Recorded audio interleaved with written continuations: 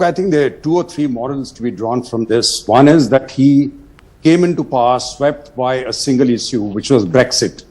And he had a sense of theatre, he has a degree of charisma, he used it even when he was the mayor, he'd go paddling around on his bike. Now, all that is good, but what has shown up is that if you lack moral balance and all told you cut these corners, then sooner or later it catches up with you.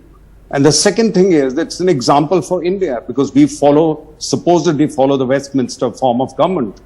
They don't have an anti-defection law, but you can see how a democratic purge takes place, how you get rid of even a prime minister who has come on a big surge because the members of parliament move against you.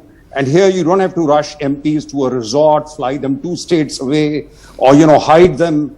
And you can see the perils of the anti-defection law. And we've just seen what happened in Maharashtra, that you can't have straightforward, if the party didn't want the chief minister, they could have just got rid of him rather than go through all this. So I think the distortions in the Indian system caused by the anti-defection law, we also need to rethink that this is the way to do it.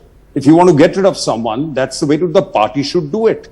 Get together and there shouldn't be any pressures and they just move away from a leader and they say we need someone else. And the third one is that this is now the result of the Ukraine war, result of pandemic, economic difficulties which are facing the people.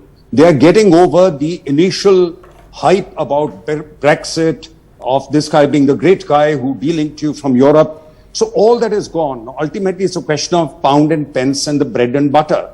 And on those issues, I think the last flip-flop that he did, where he increased the taxes, I think was taken amiss and his public standing went down. And once the public standing goes down, I think the party takes a call from that. In India, unfortunately, I don't think they'll look at the public standing of a leader like Uddhav Thackeray. I doubt if Mr. Shinde was bothered about his public standing.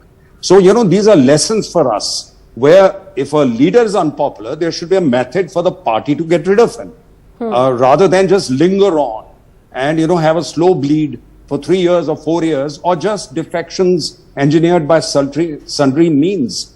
So there will be a change. And final point, he's just been to India just about a month and a half ago.